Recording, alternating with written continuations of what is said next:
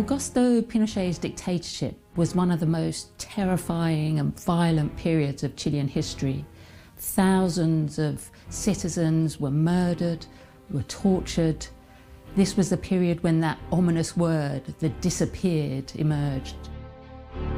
Chile was seen as an island of democracy in Latin America until the Pinochet regime. They said, yes, this is the one we want. And they told me to walk out of the hospital slowly and make sure that I didn't run, because they had two guns that they showed me to shoot me if I made any attempt to run. General Pinochet's regime was a criminal regime. I think that's the most succinct way of putting it. I believe the Pinochet dictatorship radically changed the trajectory of Chilean history. And even today, the discussions that Chileans have all the time, they are rooted in things that happened in the 70s and the 80s, both in terms of human rights violation and in terms of the economic policy that was implemented. This is a battle which is still going on. It's actually defining our own time, the question of neoliberalism and the fight against neoliberalism. We remember Pinochet not just because of his cruelty and sadism, but also because of his personal construction of a new global economic order. You can't underestimate the world historical significance of what he actually did.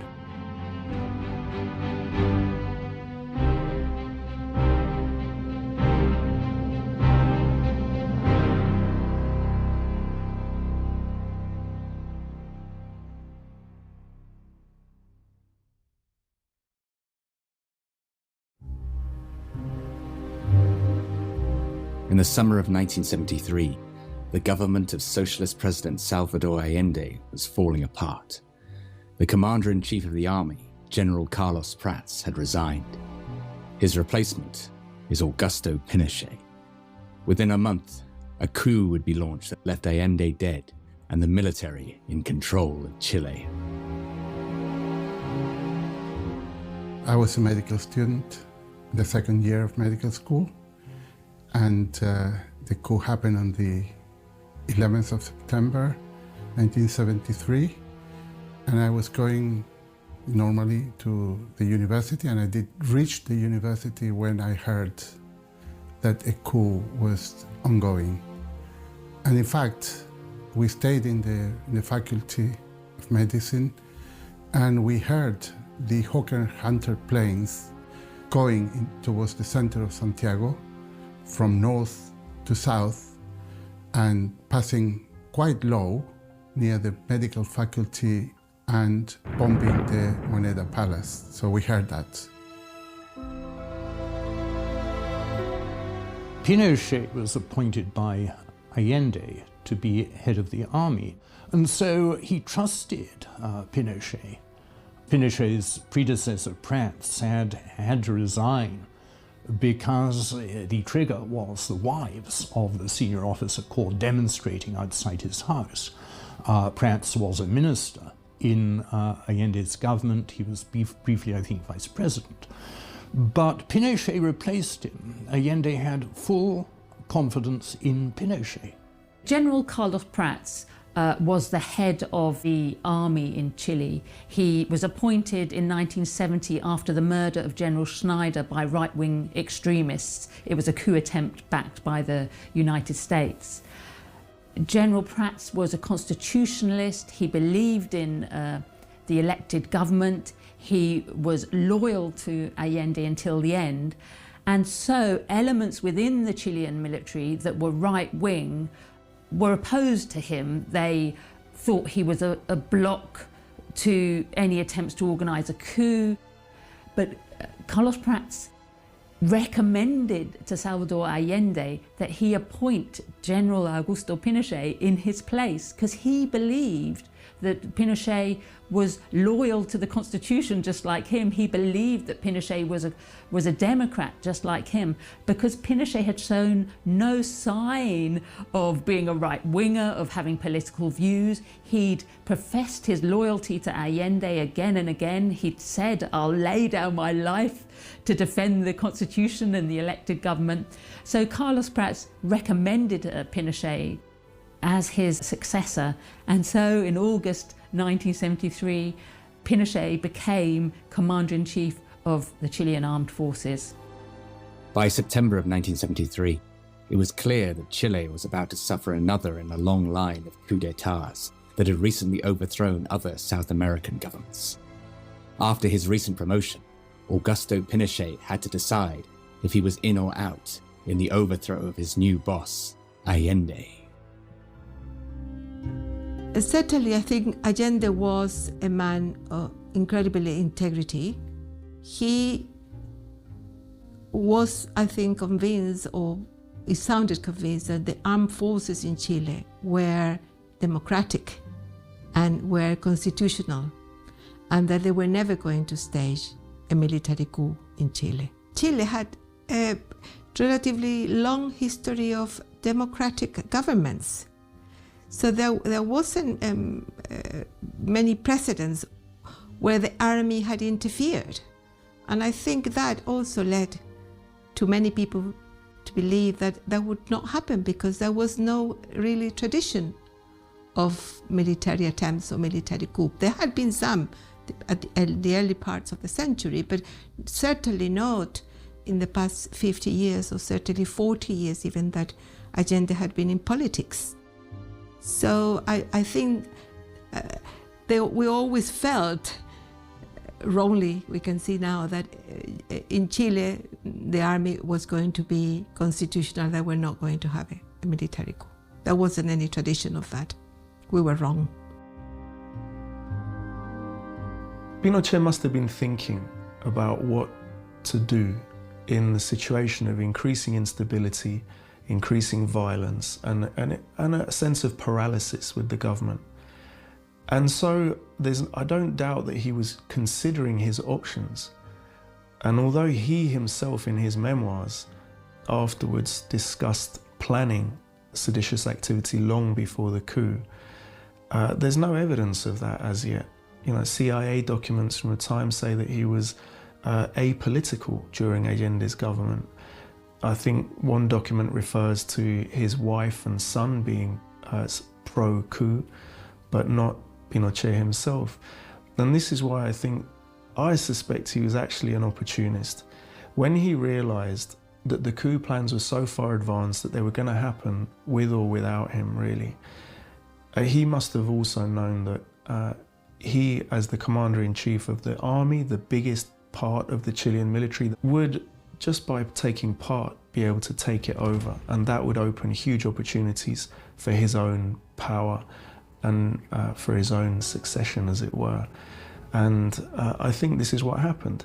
On the Friday before the coup, the delegation of Chilean officers, seditious officers, went to see Pinochet and demanded to know what his position would be. They'd been demanding for some time, and it was only on that Friday that Pinochet gave an indication that he would support them. And the coup happened, 4 days later. So when the coup started to unravel in the morning of September 11 in 1973, many different events started to unfold, and Allende learned pretty quickly about what was taking place. So the first movements were in the morning, 6, 7 a.m., and the Navy started to retreat some of their exercises that they were going to implement that day, and it became clear for everyone that something was happening. Salvador Allende pretty quickly gathered everyone who was working at La Moneda Palace, so the government palace, and he asked them to leave the building. Then he just stood there trying to resist. So he said he was warned that a military coup was going to take place. He was offered the possibility of surrender and leaving the position of president, and he said no, that he had a democratic mandate from the people to be president, so he was going to stay there to fulfill that commitment. And then, well, the rest is history, like they say a little bit, but basically he committed suicide when the military was bombing the government palace. Salvador Allende killed himself with a gun given to him by his friend Fidel Castro. His family managed to escape to exile in Mexico. The coup had succeeded, and the heads of the Chilean Navy, Army, Air Force, and National Police comprised a new junta that ruled over Chile. But it was Augusto Pinochet who emerged as the supreme ruler of all. The Moneda Palace in Santiago. There's more than enough evidence of the battle for the takeover of that palace, destroyed by remarkably accurate pinpoint bombing by the Chilean Air Force. But now the military regime has a harder task. Having won the battle for the palace, they have to win enough political support to stay in power. And that means they must try to convince those who supported Dr. Allende that they shouldn't have done so.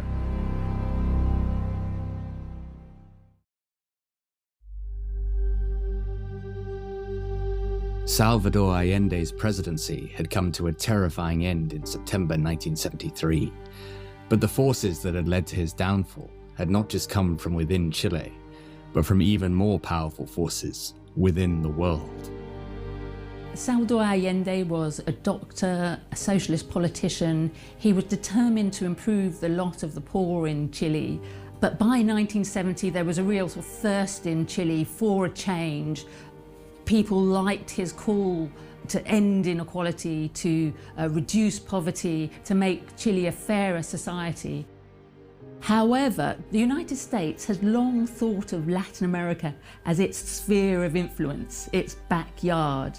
And this was the Cold War. All US governments were terrified of the spread of communism and fearful of left-wing governments coming to power in Latin America. Remember, Fidel Castro had led a popular revolution in 1959, and US politicians were determined to prevent another Cuba, another left-wing leader coming to power in Latin America. Henry Kissinger famously said of Chile, "Why should we stand by and let a country go communist just because of the irresponsibility of its own people?" The issue that was raised was whether somebody elected with 36% and, frankly, pursuing policies that we considered hostile to the United States should then do this, be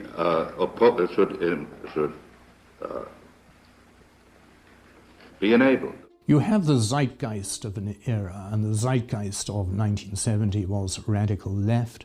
The Soviets seemed to be winning the Cold War. And so Allende comes into this febrile mix with a radical socialist program. But it is not communism.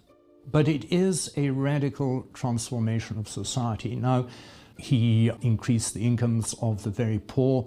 He made all education free, universities free, and so on and so forth. What Allende was actually introducing was no more than a North European welfare state, which we have today in all North European countries, this one included. That is all he was doing on that front. And in fact, 45% of GDP was government spending. But that's pretty much the norm for North Europe today. In fact, it's quite considerably less. The vulnerability, I think, and the dogmatic part of it, the ideological silliness, was the program of mass nationalization and confiscation, because by doing that you alienated America, amongst other things. The general population is always being afraid of communism. I mean that's something that it penetrates. It's a very good weapon to use to scare people.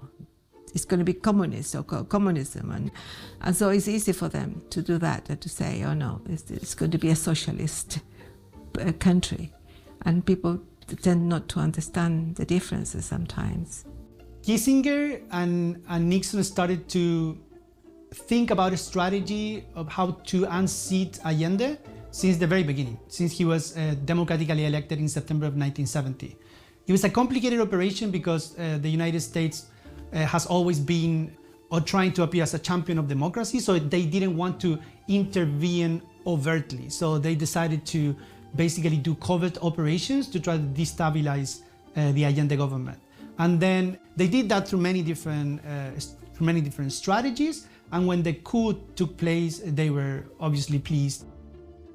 Nixon and Kissinger facilitated the coup. They coordinated everything through the institutions of the US state and the para-institutions of the US state, you know, transnational corporations and so on, with the assistance of local actors like the Brazilian government and other governments like the British government, the Australian government, we now know was also involved in supporting this seditious activity, in undermining Allende's government.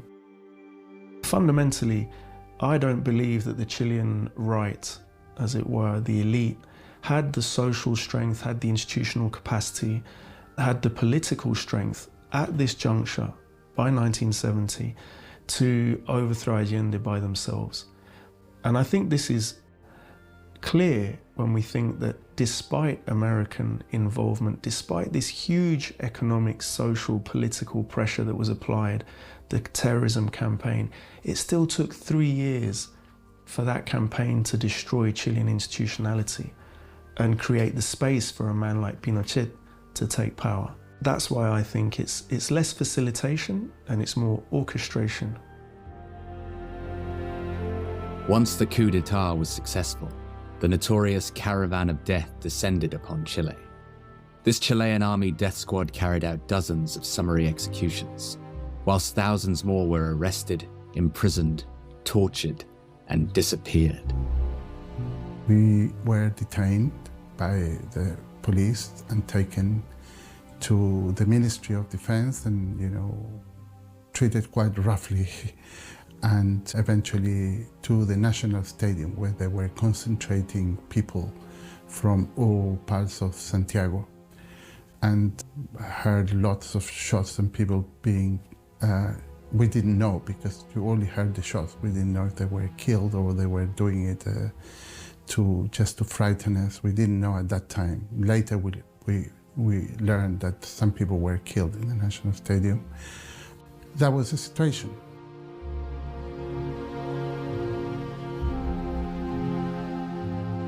They took me to a van that they had parked outside the hospital, and they blindfolded me, and they took me, there are 2 other people in the van, and they took me to one of the secret houses that they had, Villa Grimaldi, notorious place where many people disappear from there.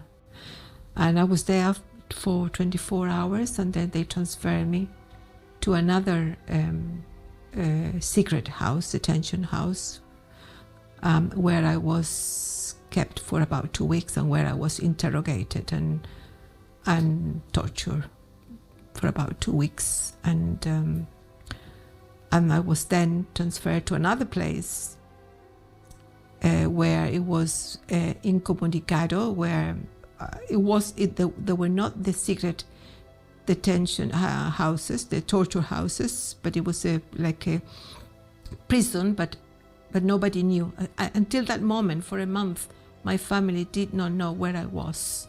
So I was then, finally, after the month, I was then, as I said, I was transferred to Cuatro Álamos, where it was mainly a place to be incommunicado. But I wasn't blindfolded, I was with other prisoners in one cell. And then it was a place mostly that would take you to recover from the injuries or whatever had happened with the torture. And after a week, I was transferred to Tres Álamos, one of the many concentration camps that they had built around the country. And I was there for about a year. And only when I got to that place is that my family got to know that I was alive, and then they could visit me once or twice a month. I was bruised. I was never unconscious. We were hit with rubber truncheons, and to create obviously internal hematomas and things like that, but not to have an open wound in the skin. So they took some precautions in that respect. The main object, because we were not a target group, then the main thing was to frighten us and to see if we could give them some information that they could follow up. So, as I said, this was a period of mass detentions where they were not targeting particular people. Cleverly enough, electric shocks don't leave much marks except burns, which they can go. And electric shocks in certain parts of the body don't leave marks, and which was the main type of torture that we're applying. And punches, yes, and some people would have them, but it wasn't the most common. It was mostly electricity, hanging, and things that do not leave obvious marks in the body, and that after a week or so, I mean, it was to recuperate mentally as well as physically. So we were certainly not given any medicine. I was taken to one of the very notorious secret torture houses that they had, which was called the Venda Sexy, because of the type of tortures that were applying mainly to women, in addition to the standard methods of tortures, where they also used a dog that had been trained to make sexual advances in women. And I was taken to that place, subjected to these tortures, and it was also well known because many prisoners there were raped, and I was certainly raped twice. And that was the fate that the majority of the people that were in that place were subjected to, or had.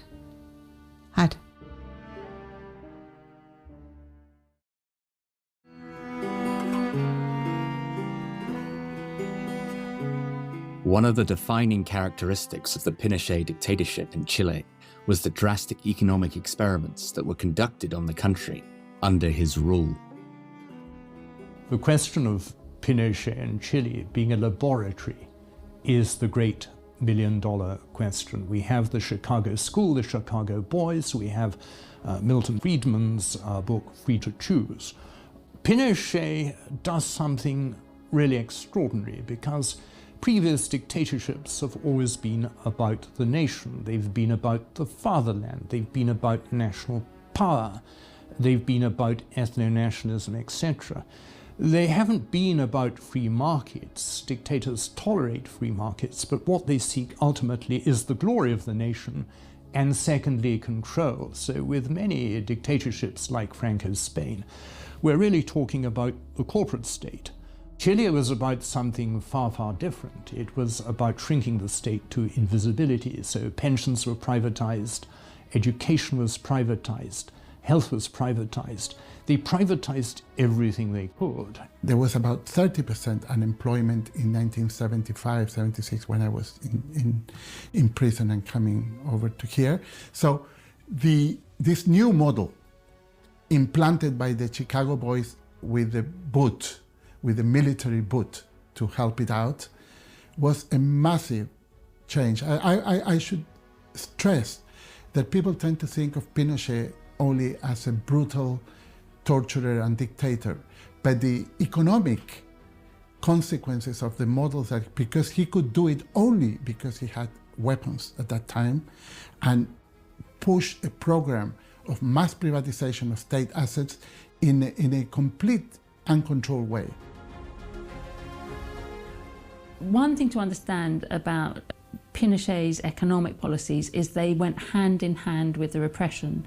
So his economic policies were carried out by a group of technocrats known as the Chicago Boys. They were economists who trained under Milton Friedman in the Chicago School of Economics. And they believed in monetarism, controlling the monetary supply, and this meant policies of drastically cutting public spending, reducing the state, privatization, slashing export tariffs, opening the Chilean economy to the world. It was really sort of a shock therapy for the economy. But at the same time, the armed forces were going round arresting and killing trade unionists, terrorising trade unionists, banning independent trade unions, and therefore drastically reducing wages, making it possible for wages to drastically fall. And so these were part and parcel of the same strategy, that you cut public spending, you increased unemployment, but you made sure that there was no resistance by repressing brutally the trade unions. And it was the first country to do that, and it gave other people ideas. You see, when we speak of the Reagan or the Thatcher Revolution, we're speaking about a much later period in history. So Pinochet was a kind of generation ahead of Mrs. Thatcher and Reagan, and what he was offering was to make an entire nation a laboratory for a completely different way of being, where the state was a mere skeleton. It was to create a new order, a new economic order, an entirely different way, a radically new way of nation states to actually be. And it captured the imagination of people throughout the world. When the Conservative government got into power and Margaret Thatcher was named Prime Minister, the relationship between the UK and the Pinochet dictatorship got better. And there were both sides of it. On the one side, the Pinochet dictatorship felt pretty isolated because of the human rights violation, and basically all countries in the world were against that, of course. And then when Margaret Thatcher became Prime Minister, and she had a similar view about the economy than Pinochet, and then when the Falklands War started in 1982, Chile actually helped the UK in that war. Secretary of State for Defense has just come over to give me some very good news, and I think you'd like to have it at once. The message we've got is that British troops landed on South Georgia this afternoon, shortly after 4 p.m. London time. They have now successfully taken control of Grytviken. At about 6 p.m. London time, the white flag was hoisted in Grytviken beside the Argentine flag, and shortly afterwards the Argentine forces there surrendered to British forces. During the Falklands War, Britain relied on a lot of help from Chile, but for many years this was shrouded in secrecy, and even if you look at the declassified British government documents today about the Falklands conflict, most of the information about Chile is still censored. It's because it's viewed as very sensitive, particularly for relations between Argentina and Chile. But what we know is that Chileans helped Britain in a number of ways.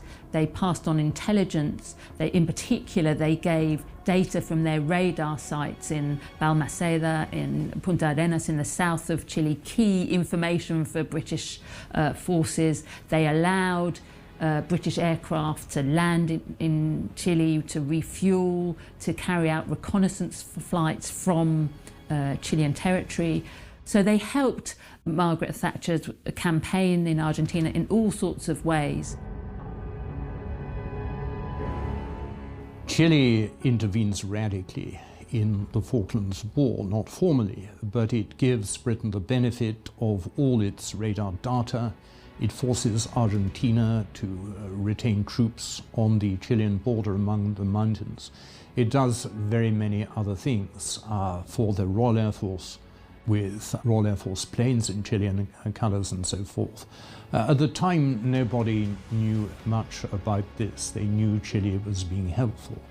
But for both Britain and Chile, there was a great importance to remaining mum, to remaining silent on the huge magnitude of what Chile had done for Britain. Britain wanted it to appear as if it was sole author of its victory. Chile didn't want to alienate the other South American states who are frankly sympathetic to Argentina. But Chile was an old ally of Britain. the relationship went deep, deep back to the early 19th century. Pinochet was a huge Anglophile, and so in terms of Mrs. Thatcher, she took a very clear, you might say, dogmatic view.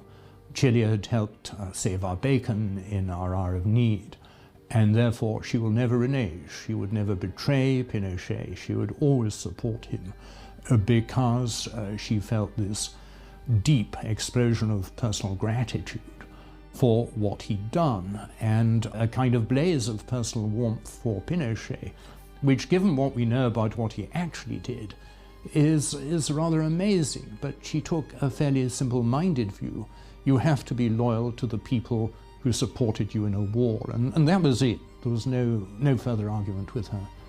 And after that, after the Falklands War, Britain attempted, or Margaret Thatcher's government attempted to repay Pinochet for his support. British diplomats, for example, worked really hard behind the scenes in the United Nations throughout the 80s, trying to water down international criticism of the Pinochet regime. And Margaret Thatcher also loosened restrictions on arms sales to the Pinochet regime after the Falklands War, and sold all sorts of material, including cluster bombs, to the Pinochet regime.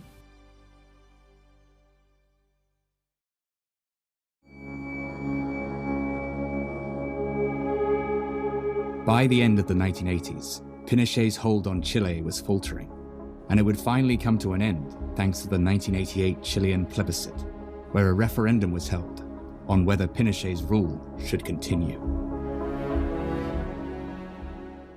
Deprived of even the most basic expression of democratic rights for the last 15 years, they gathered in Santiago today in their tens of thousands. It was the culmination of the presidential referendum campaign. Moderate Christian Democrats, socialists and communists marching together. The flags of 17 different political parties making up the command for the no. All of them united in opposition to the regime of General Pinochet. It was the biggest political rally yet seen in the capital. The end of the Cold War essentially meant that the regime no longer had any relevance to Western governments. Suddenly it no longer mattered. You didn't need hard men in military uniforms and toothbrush moustaches. You didn't need fascists anymore, Francos and so forth, to sustain the West. There was no longer a division, a binary division of the world between us and against us. And so Pinochet could hardly really fit in, and it actually occurs at almost precisely the moment where he has the famous referendum in 1988. The collapse of the Berlin Wall is the next year. Once the plebiscite had been agreed, then there was obviously going to be some kind of campaign around it. And there were a social element to that campaign, there was a media element to that campaign, and a political element to that campaign.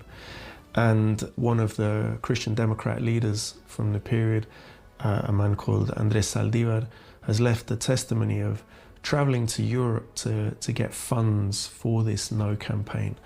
And I think he talks about gathering something like $400,000 to $500,000 US, which is quite a lot of money for the late 1980s. And that this money is what was used to fund the no campaign, to fund the advertising campaigns, the TV slots that were given to the no campaign and so on. And they recruited a very able team of marketing people and so on, and journalists who decided, rather than using the negative side of the dictatorship, rather than reiterating all of those negativities, to focus on a positive future.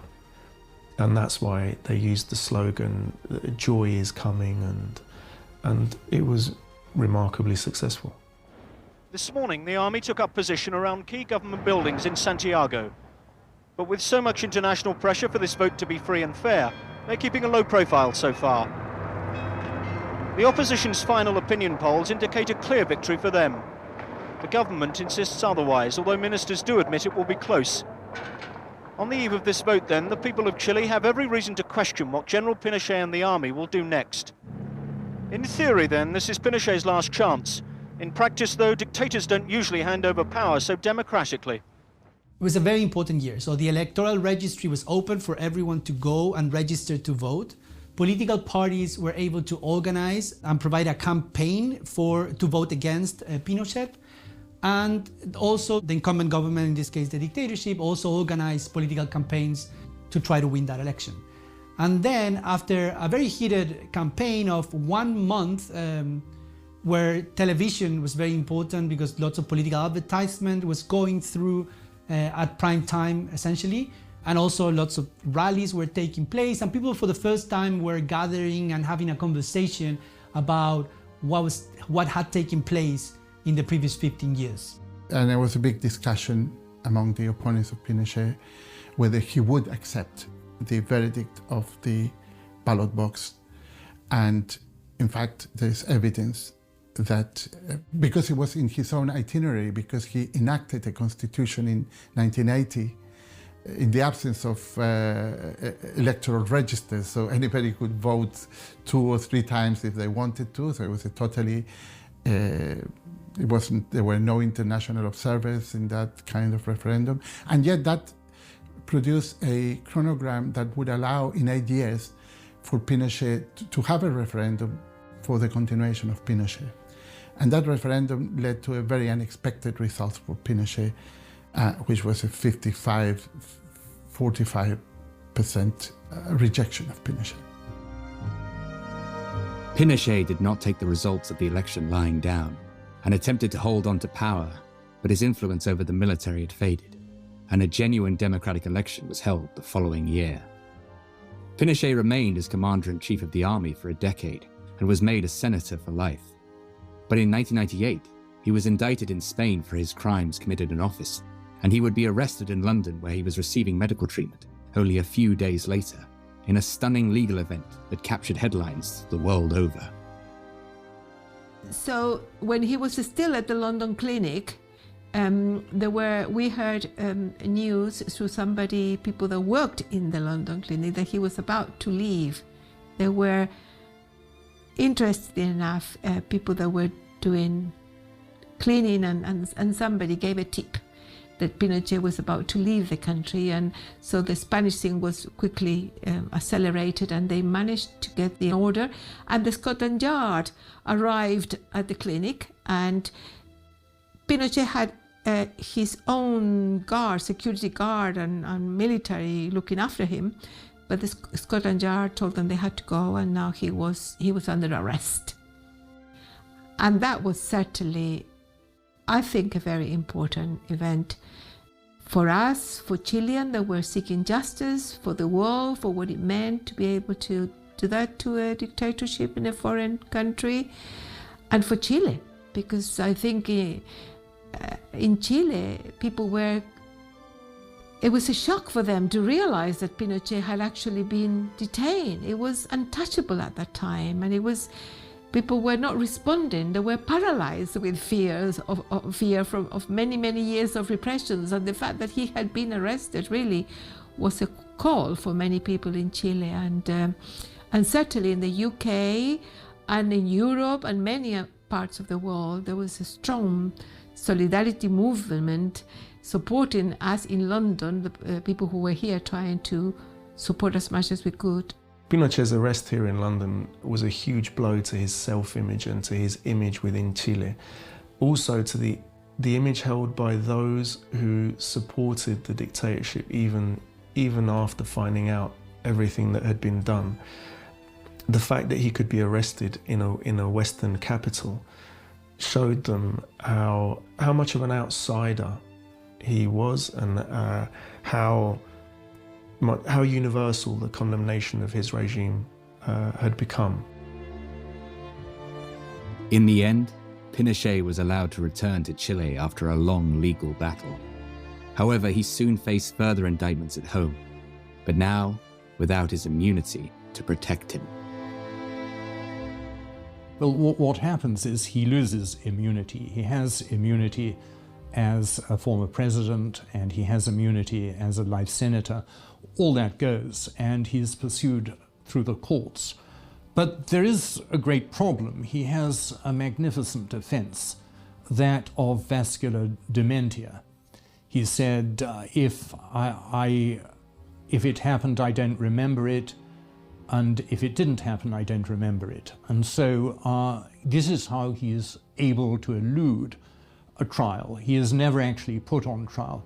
They're pursuing him in the end with 300 criminal charges, not only what was done under the dictatorship, the torture, the disappearances and deaths, but also the corruption, the arms deals, the taking a percentage, the tax evasion. He accumulates a fortune of $25 million, well disguised by living in a modest home. And so he dies under house arrest. And he is given a military funeral, not a state funeral. He's given a military funeral as former head of the armed forces. And during that funeral, the grandson of General Prats spits at the coffin.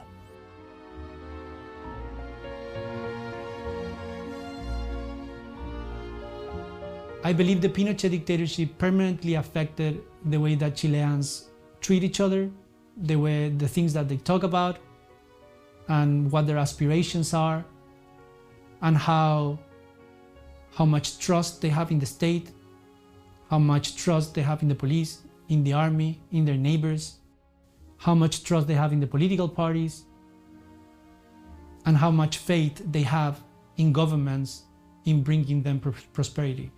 I think I have to give credit to Pinochet in one area.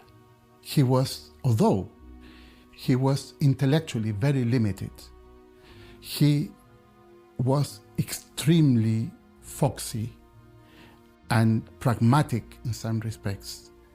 And for example, he reserved 10% of the sales of copper to fund the military. So this didn't go to the coffers of the treasury. They went directly to the army.